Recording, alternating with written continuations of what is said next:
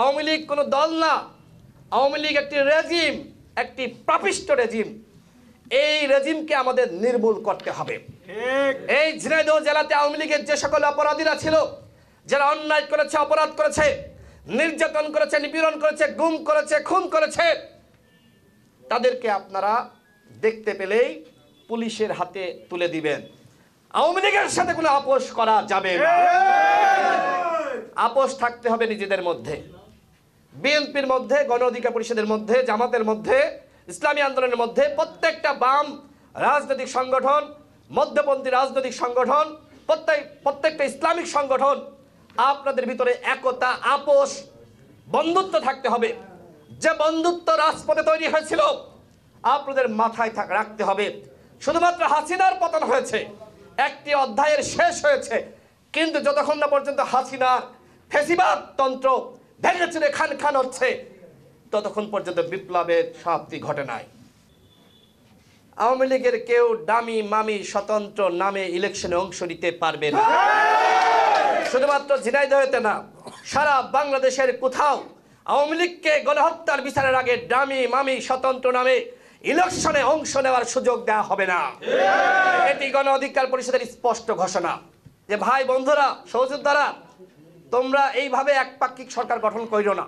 তোমরা বিপ্লবে যারা অংশ নিয়েছে সবার অংশীদারিত্বের জাতীয় সরকার গঠন করো, বিপ্লবী সরকার গঠন করো। কিন্তু আমাদের কথা শোনে নাই। মাজা ভাঙ্গা ব্যক্তিবর্গ নিয়ে মাজা ভাঙ্গা একটি উপদেষ্টা পরিষদ তারা গঠন করেছে, যারা এখন দেশ চালাতে পারছে না। তাদের অবস্থা এমন হয়েছে, ছেড়ে দেমা কেন্দ্রে বাছি। গত 5.5 মাসে এখনো পর্যন্ত শেখ পরিবারের যারা ছিল তাদেরকে ধরতে পারে নাই। এখনো পর্যন্ত আওয়ামী লীগের হাইকমান্ডে যারা ছিল ধরতে পারে নাই। ওয়ার্ড পর্যায়ে বলেন, উপজেলা পর্যায়ে বলেন, জেলা পর্যায়ে বলেন, আওয়ামী লীগের দুর্বৃত্তদেরকে গ্রেপ্তার করতে পারে নাই। তারা বরং কি করেছে, দ্রব্যমূল্যের দাম যেখানে কমাতে হবে সেখানে কমাতে না পেরে বরং ভ্যাট ট্যাক্স বাড়িয়ে দিয়েছে। কারণ কি? কারণ রাজস্ব নাই, দেশ চালাইতে পারছে না। আমি তাদেরকে বলবো, রাজনৈতিক দলগুলো আপনাদেরকে সহযোগিতা করছে, তার একটি রোড ম্যাপ চাই। পরিকল্পনাবিহীন কোনো সরকার চলতে পারে না, আনলিমিটেড কোনো সরকার চলতে পারে না।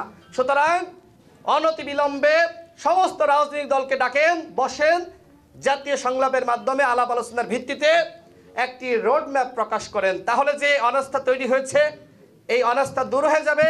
দলগুলো আপনাদেরকে সহযোগিতা করলেই মাত্র আপনারা রাষ্ট্র সংস্কার করতে পারবেন। এই যে দলের সাথে দূরত্ব সৃষ্টি হয়েছে, দলগুলো এখন আর সহযোগিতা করতে চাচ্ছে না, যে কারণে আজকে আপনারা ব্যর্থ হওয়ার পথে। এই সরকার যদি ব্যর্থ হয় তাহলে বাংলাদেশ ব্যর্থ হয়ে যাবে।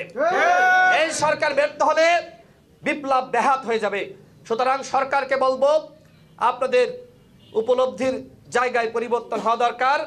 দলগুলোর সাথে সম্পর্ক তৈরি করুন। যেমনিভাবে 5 আগস্টের পরে দলগুলো আপনাদেরকে সরকার গঠন থেকে শুরু করে প্রত্যেকটা কাজে সহযোগিতা করেছে, আপনারা যদি দলগুলোর সাথে সম্পর্ক আবার বাড়ান তাহলে এই সহযোগিতা সবসময় অব্যাহত থাকবে। আপনারা ন্যূনতম রাষ্ট্র সংস্কার করতে পারবেন। কিন্তু নির্বাচনের প্রসঙ্গ আপনারা এড়িয়ে গিয়ে আপনারা আরেকটি ফখরুদ্দিন, মঈনুদ্দিন হওয়ার চিন্তা করলে আপনাদের পতন কিন্তু ওদের মতনই হবে। আমরা চাই না কোনো আন্দোলন করে আপনাদের নামানো লাগুক। তার আগেই আপনারা একটি রোডম্যাপ ঘোষণা করুন, আপনাদের পরিকল্পনা প্রকাশ করুন। গণ অধিকার পরিষদ সরকারের সাথে রয়েছে, সরকারকে সহযোগিতা করবে। অন্যান্য সকল দলকে বলবো, আপনারা সরকারকে সহযোগিতা করুন।